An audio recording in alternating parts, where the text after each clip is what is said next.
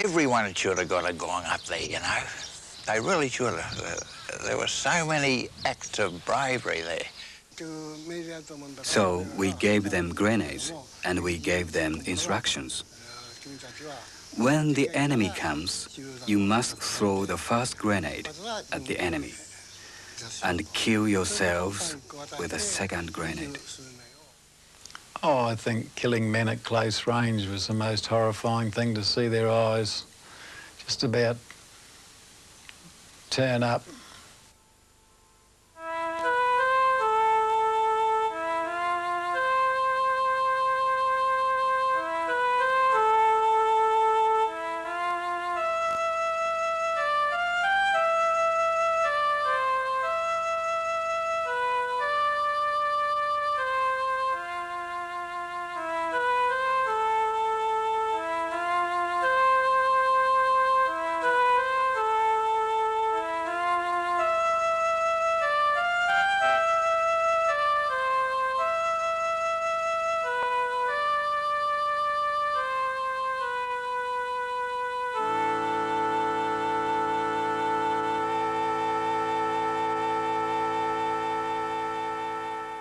"1942 was a big year for Australia. It was the end of our innocence. The year Australia grew up. When war broke out in 1939, Australia had rallied to support Britain in the mother country's European conflict, just as we'd done in the First World War 2 decades earlier. Fellow Australians, it is my melancholy duty to inform you officially that in consequence of a persistence by Germany in her invasion of Poland, Great Britain has declared war upon her, and that as a result, Australia is also at war. To most Australians, it must have seemed a familiar story. Aussies doing their duty, serving in a war at Britain's behest on the other side of the world.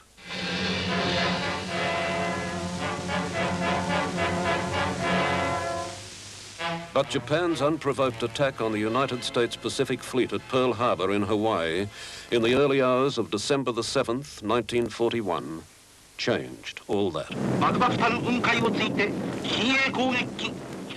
In a massive coordinated onslaught, Japan launched its conquest of Asia and the Pacific, and Australia was clearly in its path. For the first time in our brief history, another nation was trying to steal our country from us.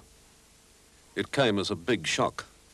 The big shock also was that we were unprepared and the public knew it. There were at least two reasons why we were not ready. Firstly, we had sent divisions to the Middle East to fight the Germans there. And secondly, we were relying on what was known as the Singapore strategy, under which Britain would send their fleet to be based at Singapore and to defend Australia. With what forces we did have available, we sent an AIF battalion to Rabaul, and a specially volunteered militia battalion went to Port Moresby. But even so, New Guinea was not defended properly. We had not enough planes, not enough ships, and really people thought that the Japanese would not be moving inland in New Guinea. By the second half of 1941, the Australian Imperial Forces, known as the Second AIF, the first having served in the First World War, were acquitting themselves with distinction in the Middle East. Belatedly realizing a need for more manpower, the army began raising militia battalions. Our Sovereign Lord the King. Our Sovereign Lord the King. In the military forces. In the military forces. Of the Commonwealth of Australia. Of the Commonwealth of Australia. Volunteers for these battalions joined up to defend the Australian homeland, as distinct from those who joined the AIF and volunteered to fight overseas. It was a distinction which was soon to disappear. One such militia battalion was the 39th. Raised in Victoria in October 1941, the 39th was on board the steamship Aquitania bound for Port Moresby before Christmas that year. The average age of the 39th soldiers was 18 and a half. I imagine something like Hawaii or Honolulu or something to this effect. Sure, the palm trees were there, so were the mosquitoes and every other disease you could find. Some chaps had tennis rackets and golf clubs, cricket bats. And one chap I can remember, a little old fella, he should never have been there, never had a tooth in his head. He had a kerosene tin with a broom handle through it and a couple of strings on it and a violin bow. And he used to play. He played all the way up in the Aquitania. He was good. That was our entertainment. Anyway, we got about 3 miles out of Moresby. Very, very hot, very dry, very dusty, very dirty. And I saw something fly up in the air and go into the scrub. I thought that looked like a cricket bat. A little while later, off goes a golf club. Another golf club, something else, a fishing rod, another golf club, and we were about 6 or 7 miles out, and all of a sudden through the air goes this violin. And it disappeared into the scrub, so we never ever saw that again. The troops soon found, to their dismay, that preparations for their arrival were virtually non-existent. Well, we got out to the 7 Mile drome, and we never had anything. No tents, no blankets, no mosquito repellent of any sort, no medicine, and we found out that everything on the tram steams that went up with us, everything had been loaded back to front. And all our equipment that we wanted then, food and everything, was underneath. Around the same time, the Japanese war machine was swinging smoothly into action. The 144th Regiment, raised in the southern city of Kochi on the island of Shikoku, had mobilized and embarked on the Commemoration, bound eventually for Papua New Guinea. The men of the 144th were seasoned combat veterans, having been blooded in Japan's conflict in Manchuria as early as 1937. By the time we landed in Papua New Guinea, we'd already fought in China, Malaya, the Philippines, and then in Papua New Guinea. And we thought that New Guinea would be the same as all the other battlefields. On January the 23rd, the 144th Regiment, which formed the backbone of the Nankai Shitai, Japan's South Seas Detachment, became the first enemy to capture Australian territory when it landed in Simpson Harbour, Rabaul. The invaders swiftly overcame the small Australian garrison there and set about establishing Rabaul as their operational headquarters for their Southwest Pacific conquest. The Japanese strategy was to launch a two-pronged assault on Port Moresby. One by land, over the Kokoda track, a meandering, precipitous native walking path. The other by sea. From there, the Japanese intentions on Australia were clear. By the middle of 1942, the Australian land forces in New Guinea consisted of commando-type units fighting around Wau, 6 militia battalions at Port Moresby, and 3 more arriving at Milne Bay. The Australian commander in Port Moresby, General Morris, did not want to send his forces away from Port Moresby because, well, the terrain was rough, he had few planes or a few roads, and he just couldn't supply them. But the High Command in Australia ordered him to send forces across the Owen Stanley Mountains to secure an air base at Buna. Morris selected the 39th Battalion, and they set off on foot with native porters to walk the 200 or so kilometres to Buna. They set off 1 company at a time, 1 company of about 100 men. Unbeknown to the Australians, the Japanese South Seas Force at Rabaul had been ordered to land at Buna, establish a beachhead, and then move over the mountains to attack Port Moresby from the rear.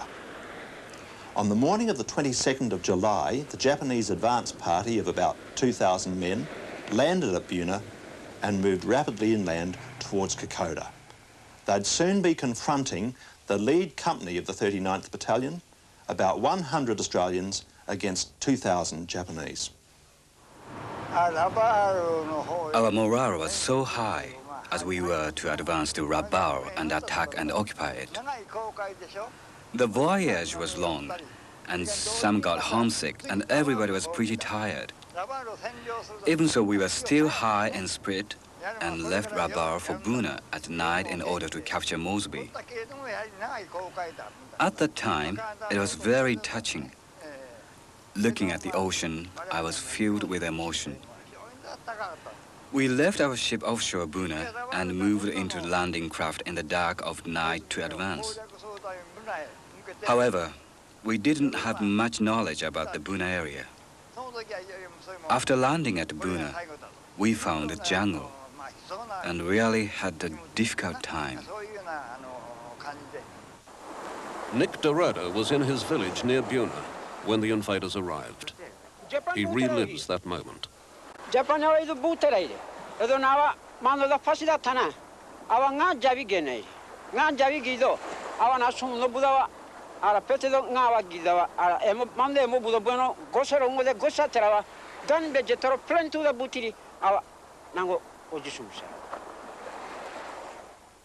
After the Japanese landed at Buna, they soon overcame the small patrols from the Papuan Infantry Battalion and started advancing towards Kokoda. The leading Australian company was moving towards them, one platoon at a time. But after sharp fights, they were driven back, and by the 27th of July, they were defending Kokoda. At this time, the commander of the 39th, Colonel Owen, arrived, and he found that the defenders numbered some 80 men against the advancing 2,000.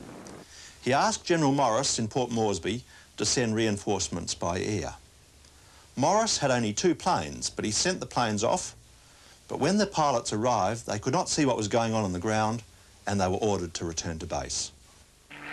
Sam Pike was part of the group trying to get into Kokoda by air before the Japanese gained control of the airstrip. Yes, we flew over Kokoda. We thought we were going to get it the easy way. But the pilot flew around and there were Zeros buzzing around, and he wasn't very happy about that, so we came back again to Moresby, disembarked, and then we walked back again. Took us 20 minutes to fly over, and took us 8 days to walk back. It has to be remembered that the 39th was a very inexperienced battalion. The soldiers were young, poorly trained, and this was their first battle, although fortunately there was a hard core of very experienced officers. There were several battles for Kokoda, but this was not like Vietnam where soldiers arrived by helicopter. The soldiers had to walk all the way across the Kokoda track from Port Moresby, and if they were wounded, they had to walk back again, or somebody else had to carry them. We set up the ambush on the straight stretch of track, waiting to see expected to see these small 5 for 2, 5 for 3 men come round the corner.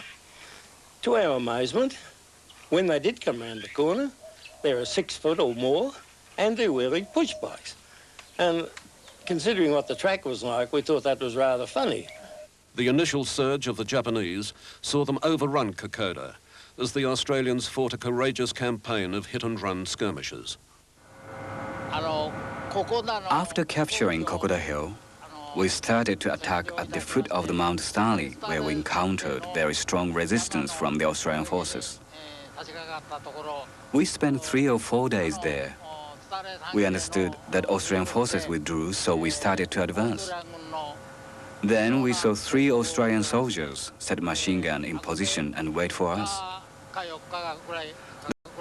The path we were advancing along was so narrow that we could only march in file. The regimental colors went first, followed by 15 color guards. And they came machine gun fire from their position. 7 or 8 people fell into the valley. We were heavily outnumbered, and we felt that was convinced that heavy patrolling was more use, and to keep the enemy guessing was hitting them and running and turning back and hitting them behind again and running. If we could do this, we would confuse them to the point of where they would be held up, not knowing just how many troops were against them. The point was subsequently proved on the northern coast when we captured a brigade headquarters documents indicating they thought at the time there were some 6,000 troops against them, and we wouldn't have numbered more than about 110. When the battle died down, we came out into the open, and there on the ground was a Japanese soldier. He'd taken a burst of machine gun fire. He was almost cut in half. He was in a hell of a mess. The officer said, "Smokey, finish him off." With that, I looked down, and he looked back at me. And I've been looking at those eyes ever since.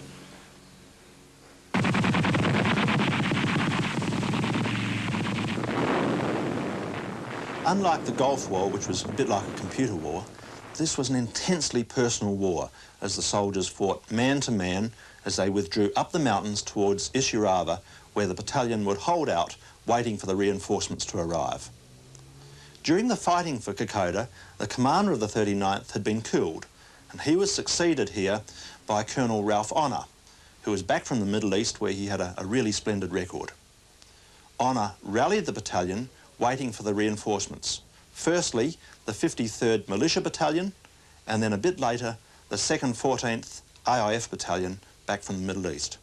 Yes, they were in pretty bad shape because they'd been in action for, some of them, for about 3 weeks, and all of them, to some extent, under fire at Kokoda and Deneki before falling back on Isurava. They were worn out not only because of the fighting, but because of inadequate food and complete lack of shelter. It rained every day and all night, and so their only chance of sleep was during the daytime when it wasn't raining, and they were not likely to be jumped by an enterprising enemy. The 2nd 14th Battalion, an AIF unit rushed back from the Middle East, was standing by to relieve the 39th back down the track at Afogi, awaiting supplies. We're looking forward to meeting the Japanese over the mountains just ahead of us. And we had little campfires and we had sing-alongs. My brother, who was a platoon commander of 10 Platoon, he invited me up from, because I was an intelligence officer of battalion at that stage, from battalion headquarters. He said, come up. And I sang a few songs of his favourites and what his platoon liked. And I can well remember that in those moments while I was singing, I just had that feeling, premonition that dear old Butch, my brother, whom I loved so much, that he was going to be killed. And it was a strange feeling, but it was something that lived in my memory. And I never dreamt that a couple of weeks later that I'd hold him in my arms at Isurava for about 4 hours while he died, his hand in mine, and we talked about some of our good days and our bad days.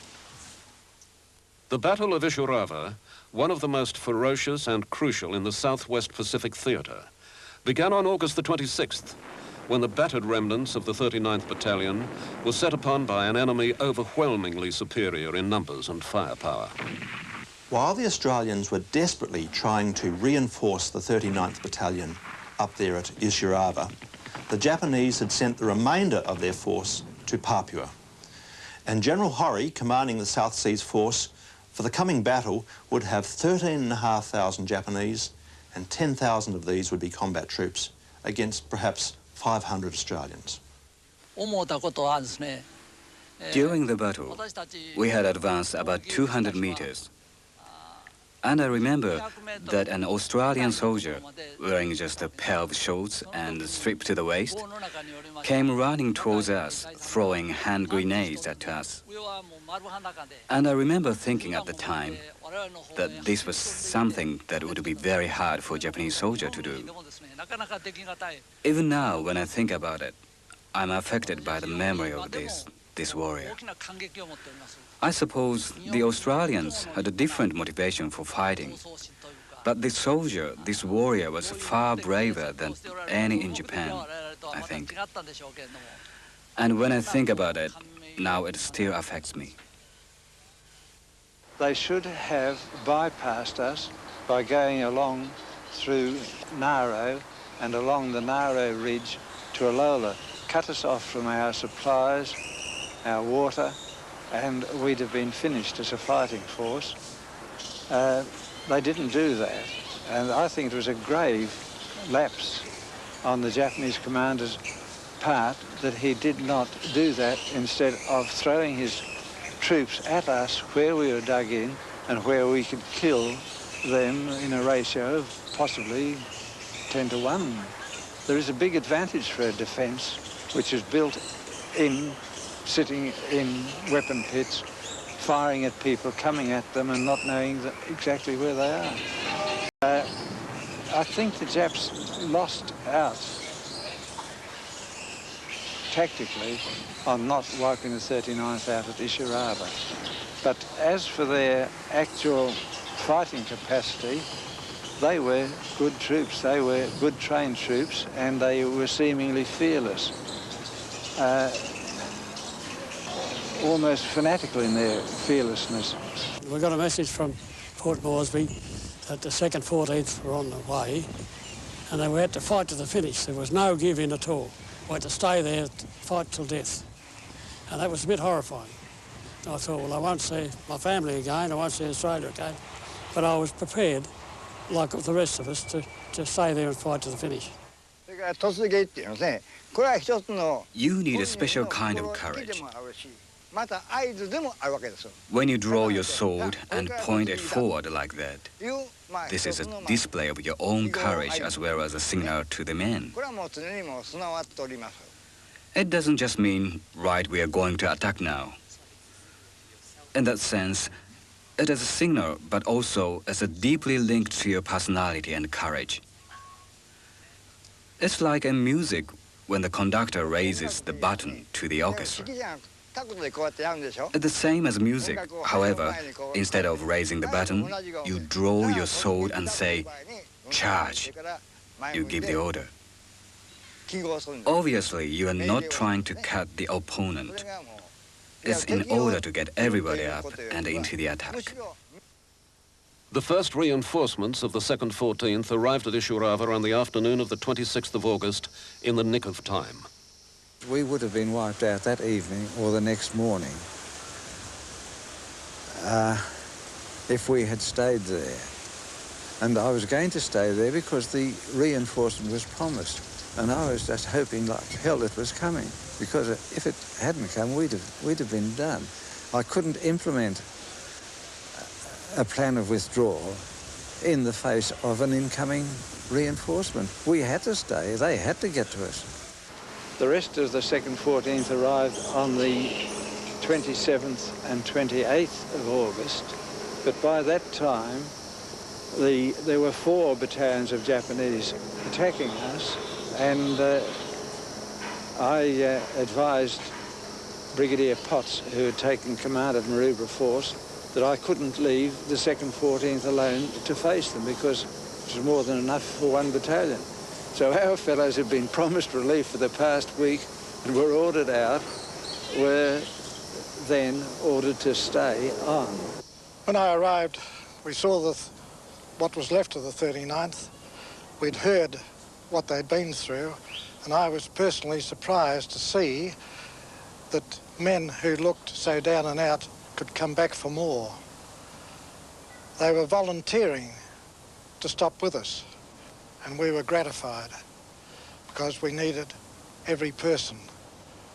Anyone that could hold a rifle or a gun was needed. And it was amazing the way the 2 sides of the Australian Army came together without let or hindrance. It was encouraging. It was a morale booster. The 39th, seeing the arrival of the 2nd 14th Battalion originally, blokes nearly twice as big as themselves, and well armed, well equipped, and ready for a fight. They thought they were, one bloke said, I thought they were gods. The selfless devotion of the 39th set the tone for a monumental struggle in which both sides fought themselves to a standstill. The platoon consists of a lieutenant, a sergeant, a runner, and 3 corporals and 27 other ranks, which is a total of 33 people. We were on a ridge forward of the rest of the company, and the Japs were hammering us with machine guns and lopping all the undergrowth away, which was our cover, until such time as we were completely denuded, and there we were exposed to them entirely. We'd more or less just taken over from some boys from the 39th Battalion, and the Japs started coming up the hill towards us, and I can remember we threw, I would say, about 100 grenades into them, and they eventually overran us, and it was at this stage that we were completely more or less decimated. There were the final result was there were 14 killed and 18 wounded in our platoon. I can't remember who the bloke was that wasn't touched, but, you know, they completely wiped our platoon out. I remember that all my junior officers, my NCOs, and most of my men lost their lives. Accordingly, all we could think of doing was leaving the place we were in and attacking up the hill, and we are being told by the officers from behind, attack, attack. So there was no courage. Just without thinking, we attacked and attacked. Everyone should have got a gong up there, you know. They really should have. There were so many acts of bravery there. Now, fella, there's a Jappy jumped into a foxhole there once and he bit a bloke's big lump out of his jaw. The combat was that close, you see. It was in this cauldron, just when the Japanese appeared set to overrun his platoon, that Private Bruce Kingsbury joined the Immortals. We were in danger of being overrun for a long time, you see. When I say a long time, a half an hour of that action is a long time, you see. It wasn't a day and a half or a day or anything like it, but half a day. It's a wonder anybody survived, you know, because of the gunfire, because there was so much of it from both sides. The place was absolutely just flattened. But Bruce did come out and take over and sort of just cleared the way. There were clumps of Japs here and there, and he just mowed them down. We'd lost our platoon sergeant and the platoon commander, and personally I'd been hit in the nose with a piece of shrapnel. It hit my tooth here and flew up into my nose, and I had blood everywhere, all over my shirt, and as I looked at myself I thought I was going to die, but then I realised I wasn't. And so I was able to continue on. And then during the fight that I've just described, I was hit twice in this leg down below, and that almost incapacitated me. I was having trouble walking then. I still had this Bren gun, and the handle of the Bren gun was so hot I couldn't handle it, so I had to grab the tripod underneath. And then I reached the stage where I just couldn't go any further. I was physically exhausted, I couldn't walk, I couldn't do anything, so I had to go back. And I handed the gun over to a man by the name of Bruce Kingsbury. I reckon he almost gave his life away because you're so... there's nothing scared about it. He just went straight into him as if bullets didn't mean anything, you know. And we all got a bit of the action, you see, when we saw him. Well, and when you see a thing like that, you sort of follow the leader, don't you? And that's what we did, but he did a marvellous job. Bruce Kingsbury was killed by a sniper at the moment of his glory. He was to become the first to win a Victoria Cross on Australian territory. But despite the diggers' resolute resistance, the Japanese pressed on relentlessly, suffering fearful losses. Just in front of one of the key positions in the higher ground, where my brother, Butch, had his platoon, 10 platoon, and Mocker Tracy, who was subsequently awarded the MC, he had the 11 platoon. They in turns occupied this position, and they withstood something like 30 or 40 separate attacks by the Japanese company and 2 company attacks. And when our chaff force came through some weeks later, when the Japanese were forced to withdraw, they counted 350 graves in front of this position. So for 350 killed, there would be at least 1,000 that would have been wounded. So these are casualties that just 2 platoons of our battalion inflicted. Although the Australian defenders took a massive toll of the Japanese, the besiegers' superiority in numbers meant the result of the contest was inevitable, and the Australians were forced to make a fighting withdrawal to avoid being overrun and annihilated. The Fuzzy Wuzzy Angels, as the diggers called the Papuan stretcher bearers, provided an invaluable service to the beleaguered diggers, taking supplies and ammunition to the front and bringing the wounded back on stretchers. The carriers provided our only lifeline, in for supplies and out for the wounded. And they were overworked and overloaded, and many of them died on the job. With the wounded, they were absolutely devoted to the task, and I think someone spoke of their devotion as being like the care of a nurse and the love of a mother. Without the Fuzzy Wuzzy Angels, many more diggers would have died on the track. Indeed, if a wounded or sick digger couldn't walk out, it was either a Fuzzy Wuzzy stretcher or death. They go right up to front line, and we handed over them, and they carry all that raggy down up in Kokoda. They all came back with rain, even rain, you know, carriers done a good job, and I saw it with my own eyes. And the carriers should be respected, you know, like the army. When the 39th Battalion was eventually given a break from the front line, the survivors rallied at Minari, a tiny village about halfway down the track. The legendary Australian cinematographer Damien Parra was there to record the moment. At Minari the next morning, I received a message from Potts congratulating the 39th on the job they'd done under his command and asking me to pass that message on to the 39th. So I had my first battalion parade at Minari. We did our best to put on a good front, although some of us hadn't eaten for a long time. We had odd boots, some had split boots. We all had sticks to help us climb through the mud. Some we had dysentery. I didn't even have a weapon. Matter of fact, I didn't have a Dixie or a mess tin to have my meal. But we proudly tried to do our best to stand our attention for a colonel honour. The campaign now hung in the balance.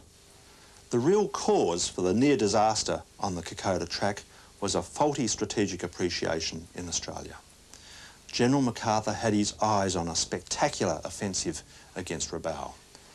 And despite intelligence which showed that the Japanese would possibly come over the Owen Stanley Mountains, neither MacArthur nor General Blamey, commanding the Australian Army, really believed that they would do so.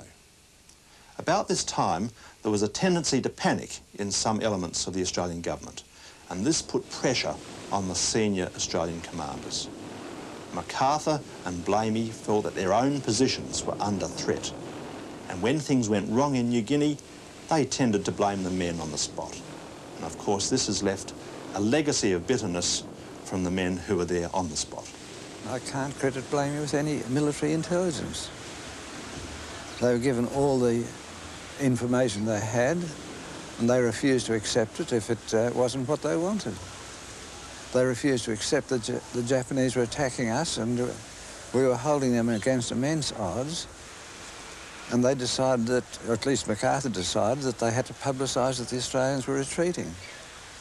And Blamey accepted that they were running away from inferior numbers. When I came back, I reported to Raoul, and he said, I'm sending you to Blamey tomorrow morning. He's now, and he's here in Supreme Command, and he'll want to hear from you. And so I spruced myself up somehow and reported to Blamey the next morning, as all arranged. He said, oh, good morning, Honor. You've just arrived in Moresby from Australia, have you? I said, no, sir. I've been Supreme Command, and he'll want to hear from you. And so I spruced myself up somehow and reported to Blamey the next morning, as all arranged. He said, oh, good morning, Honor. You've just arrived in Moresby from Australia, have you? I said, no, sir. I've been in Papua for some time. And we dwindled off onto other topics. The war was never mentioned. The Maroubra campaign, which was in full flight, this is when they were on Brigade Hill and fighting for their lives. A matter of no importance to him. He didn't know who I was. I'd been his commander of the Australian forces opposing the Japs. He didn't know. He didn't care. The leaders did realise the problems of supplying the frontline troops. They had established an airdrop zone in some dry lakes near the summit of the Owen Stanleys at a place the Australians called Myola. The bearer line brought in some supplies, but they also supplemented for the first time, I think, with aerial dropping. And that was, of course, very much a hastily improvised sort of an operation where they hadn't learned how to pack things for dropping and that sort of thing. For instance, small bags of rice or sugar or anything like that were just simply tossed out of the plane. They often burst when they hit the ground, and of course there was an appreciable loss. Later on, of course, they learned to put a small bag inside a bigger bag, and then when the small bag burst, well, the bigger bag, of course, saved the loss. But they also dropped some 3-inch mortars to us there, but of course we never saw them. They went into swampy ground and well, nobody ever found them. And so it was, I think somebody did tell me that there was something like a 40% recovery. The Australians were by now experienced and effective jungle fighters. Despite their poor preparation, the disparity in firepower and the constant lack of supplies, they had ingeniously adapted to the conditions. The conditions on the track were as great an obstacle as the enemy. Malaria and scrub typhus were rife, and the grueling stress of battle took a constant toll. There's 29 balls under my boots, and my socks had rotted off, and I'd cut the jumper out of my sleeves out of my jumper and use those as socks because we had no dressings or anything. It was just, they just suppurating all the time, of course, and that's why whenever I sat down, I used to take my shoes and socks, boots and socks off to let a bit of air in. And one of them in particular, on top of this instep, it was right through from the sole to the top, you know, it was just a hole through. You could put your hand at the bottom or the top and pick up a core, you know. But, you know, you just kept on going, you know, there's nothing you can do about it. Most of the time, the Australians were forced to endure the savage onslaught of an increasingly desperate enemy as they contested every yard of the jungle killing fields. Pushing our way through the jungle, we came across heavy fire, and all of a sudden a burst of machine gun came across me and blew the submachine gun to pieces, and that's when I realised I'd been hit. I dropped, and then I realised I'd been hit in more places when I'd lost my arm, been hit under the chin and hit through the chest and the leg. As I left the RAP, I was told by my medical officer, Blue Stewart, that I had no chance of getting back to Moresby because he didn't think I had any health, that my health was good enough to get there. After him dressing my wounds and amputating my arm, we moved out with 4 Papuans carrying me, and at that stage they told me that it would be approximately 5 or 6 days before I got back to Port Moresby. It turned out to be it was 12 days before he got back. I don't think I'm a hard man, I think I'm a soft man. But you get used to the fact that people are dying around you. And unlike the pictures, they don't die screaming or yelling. They die quietly. They're not moaning and groaning particularly, except unless they're unconscious. And if they're wounded, they usually keep fighting until they do die. They didn't throw their lives away recklessly, but almost calmly, knowing they were doing their duty and going to their death calmly. I particularly think of blokes like Lefty Langridge and Claude Nye, one with a company of the 2nd 16th and one with a company of the 2nd 14th, who were ordered to go around the right flank where the bulk of the Japanese were to try and force a way through them to Brigade Hill. They knew they couldn't do it. They knew they were going to die. Langridge handed over his pay book and his dog tags to one of his mates. He was a brave soldier. So was Claude Nye. They were both killed. Actually, out of the 2 companies, about 6 men got through. Soon after midday, many Australian soldiers came and fired for more than an hour. Many Australians were killed. Most of us were killed as well. Only 8 soldiers survived. The platoon leader was killed, and it's only me who could lead the other 8 surviving soldiers. I contacted the headquarters of the 5th Battery behind us. However, no assistance was received. We had to keep our position with only 8 of us. Around 4 o'clock in the afternoon, many Australian soldiers came down. By that time, we had lost 7 out of 8. I was the only survivor. I reached for a gun belonging to a dead soldier and prepared for the next fight.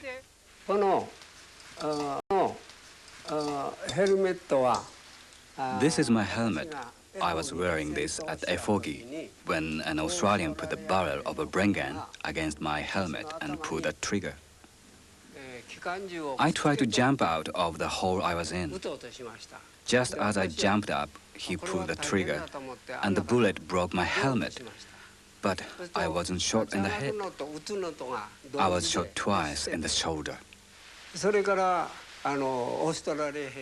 I ripped the strap and threw the helmet away, and the Australian soldier ran away, so I ran after him.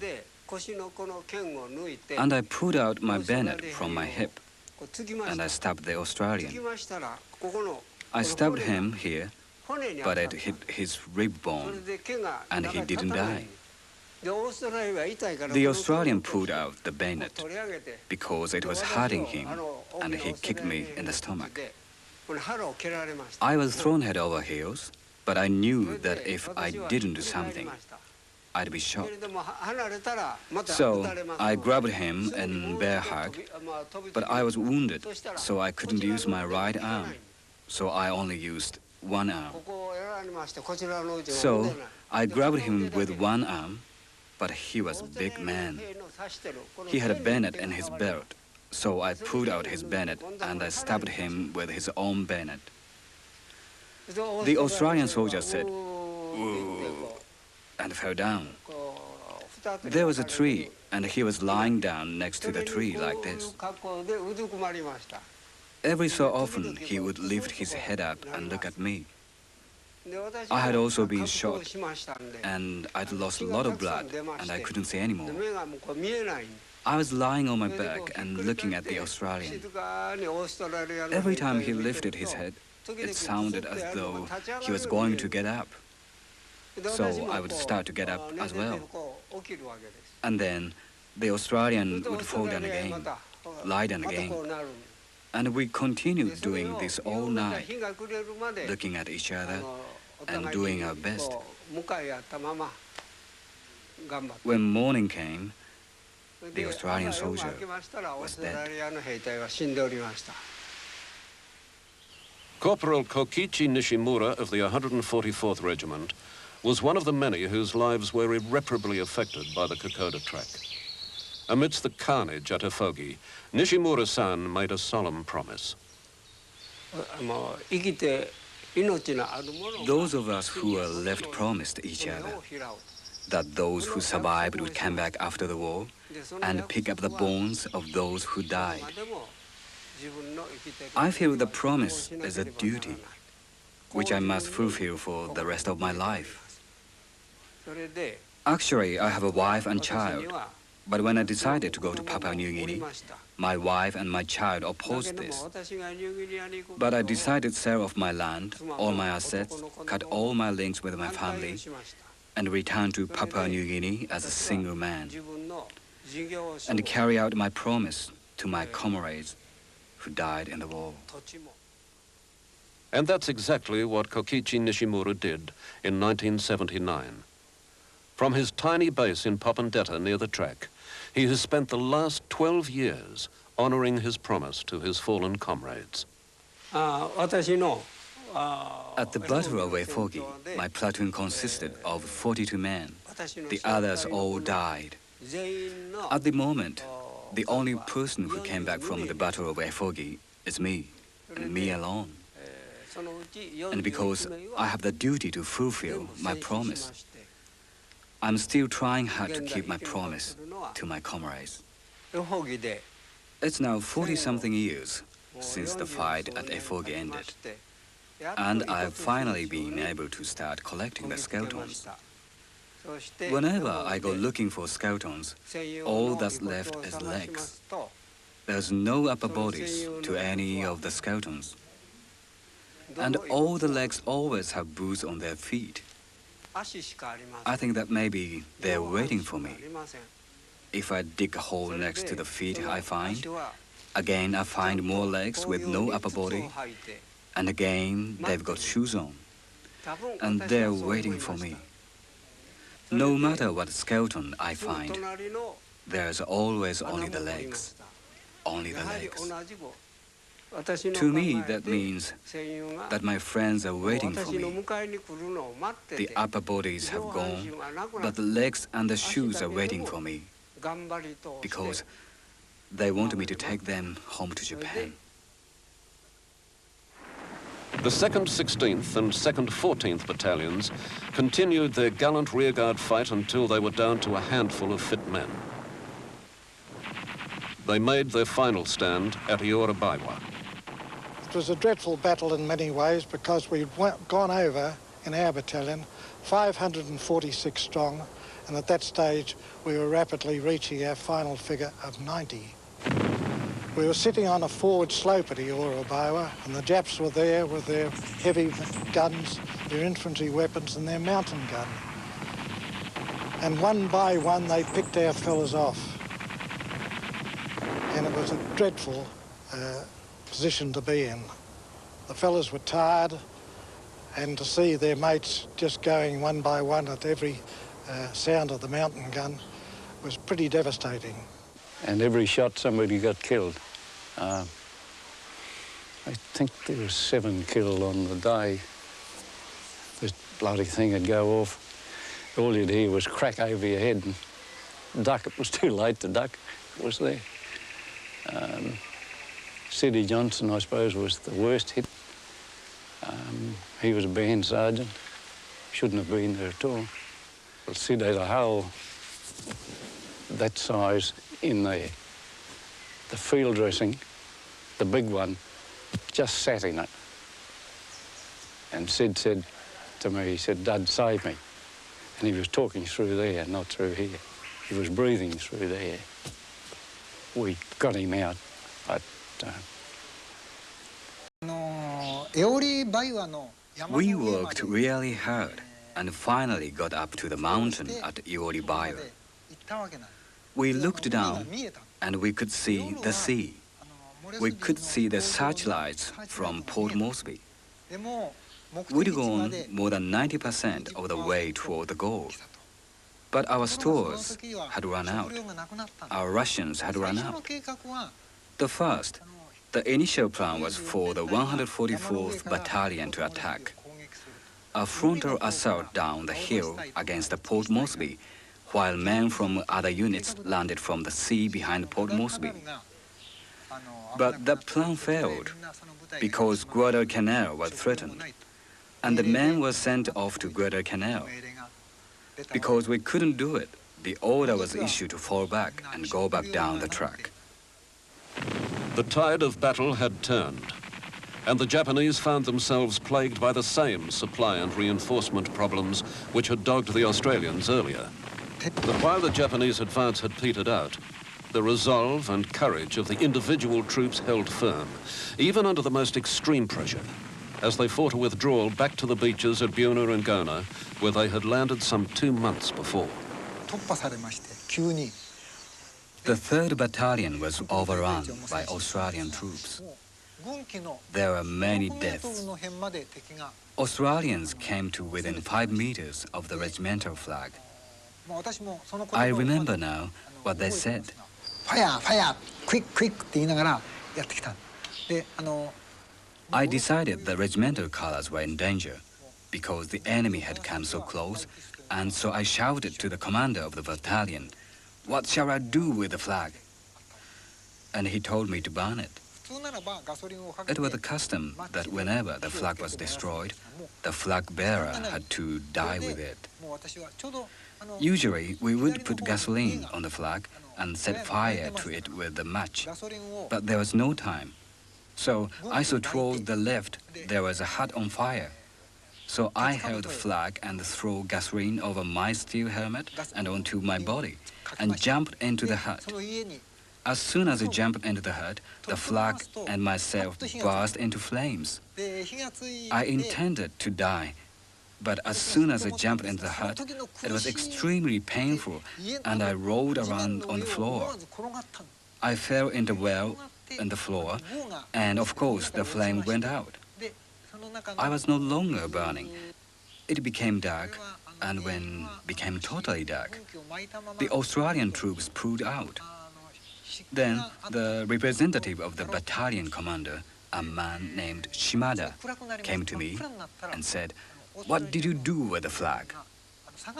I apologized that flag wasn't burned yet and explained why. And he said, "Bring it with you." I couldn't walk. I couldn't see. I had been burned all over my body. So I asked him to take the flag, and I gave it to him. Whilst we were there at Imata, after we came down from Isurava, we got our first sound of one of our own weapons going overhead, a 25-pounder. It was music. We'd been on the receiving end for long enough, and the blokes were feeling pretty downcast about this. We had no things that could send anything back at them, and we just spent a few days at Isurava with this mountain gun hammering away, and the sound of those 25-pounders going overhead was absolutely beautiful. I thought, you little beauties, you know, mix that with your rice, as the great Alan Hattie used to say. He used to have that famous saying, "Mix that with your rice, you little so-and-sos," as he threw a grenade. And that's what we all thought when the 25-pounder went over. There were a lot of men who couldn't move, and because we'd been ordered to leave, we had to leave them there. So we gave them grenades, and we gave them instructions. When the enemy comes, you must throw the first grenade at the enemy and kill yourselves with the second grenade. And then we left them there, and we crossed the river. This is one of my worst memories of the war. Oh, I think killing men at close range was the most horrifying thing, to see their eyes just about turn up. They're just as frightened of dying as what you and I are frightened of dying. It's not and I think to know that you see a wounded man, then you call on him to surrender, and he puts a grenade up to his mouth and pulls the pin out and you shoot him. But he was a helpless individual. You would be prepared to help him. He didn't want your help. During the advance along the track, we really felt that we had to get to Port Moresby and capture it as quickly as possible. And the troops broke out at each obstacle along the road to break through to Port Moresby, and we really fought hard. However, when we got to Isurava, we were told to turn around and go back, and when the retreat began, we just lost our spirit. The withdrawal turned into a dash and escape down to Guinea. On the way through Guinea, we held our heads high and felt great. But on the way back, we hung our heads. When things get really bad, when you get no food and you can't do your duty, all that's left is death. But when you get to that stage, something within you comes out and say, "I don't want to die." Some other soldiers talk about the emperor or the spirit, the esprit de corps of the army. But for me, it was my mother, my mum. My thoughts of my mother remained in my heart. My mother said to me before I left, "You mustn't die. Come home. You must come home." So for me, it was my mother. It took the 7th Australian Division another month before they drove the Japanese South Seas Force back to Kokoda. And then it was a further 2 months before a reinforced corps of Australians and Americans defeated the Japanese in the beachheads at Buna and Guinea. Combined with the Guadalcanal campaign, The Kokoda campaign marked the turning point of the war in the Southwest Pacific. No longer would the Japanese be able to pose a direct threat to Australia. Using Port Moresby and the Buna area as a base, the Allies advanced along the north coast of New Guinea, and about a year later, the Japanese cut their losses and went to a strategic defensive in the New Guinea area. In terms of the direct effect on Australia, Kokoda was the most important battle fought by the Australians in the Second World War. And in its general importance to Australia, Kokoda ranks right up there in importance with the legendary Gallipoli campaign. In the tradition of its forebears, the 144th Regiment fought to the last. Only a small portion of the invading force was able to escape by ship from their Buna-Gona beachheads. The Nonkai Shatai's final casualty list was devastating. Perhaps 90% of those who landed in Papua New Guinea never returned home to Japan. The Japanese and the Australians were unyielding foes in the fetid jungles of the Owen Stanleys. But the passing of time has seen the old enemies come together, bonded by a mutual respect and a common desire to ensure their grandchildren never have to endure the horrors of war to which they were subjected. Since 1979, the diggers of the 39th Battalion and the Japanese veterans of the 144th Regiment have held joint commemorative services. Perhaps this alliance, unique in modern warfare, will ensure that the sacrifices of the thousands of young men who never returned from the bloody track will not have been in vain. In retrospect, we can see that they were just the same sort of people as we were. And I suppose that's one of the stupid things about war, isn't it? These days, it's something we want to forget. We all want to forget as much as possible. But also, the first things we should say is you shouldn't have war. And I want to teach my children and my grandchildren war is something that you shouldn't do. To tell the children not to take part in war is the duty of we, the survivors. I think everybody has realised the futility of war for one thing, that there just isn't anything to be gained by it. And so far as the attitude toward the Japanese were concerned, I've mellowed over the years. I'm afraid I had to, because living up here in Queensland, of course, and jogging down to the coast sometimes on a weekend, you felt that if you didn't mellow, you know, it could be nasty. But yeah, I've mellowed, and I realised that they were fighting for a cause, the same as we were. I don't like politics, and I don't like talking about the war. I think it's very sad, but at the time we had to fight for Japan. We were told to fight for the nation or for our family, but remembering those men who died, now I really think that it was meaningless. It's very sad.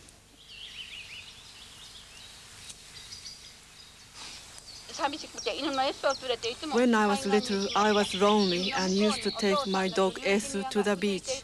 As someone told me, the ocean continues to New Guinea, where my father was. Even on rainy days, I stood at the beach with an umbrella up. On Mother's Day, my friends were wearing a red carnation on their breast, but I wore a white one. Every night in bed, grandmother stroked Motoko's hair and cried, saying she should have died instead of father or mother.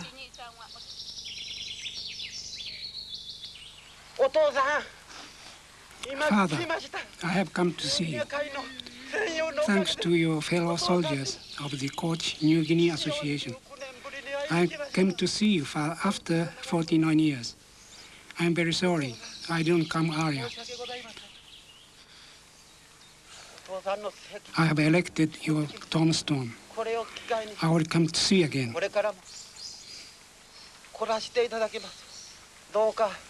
Please rest your soul.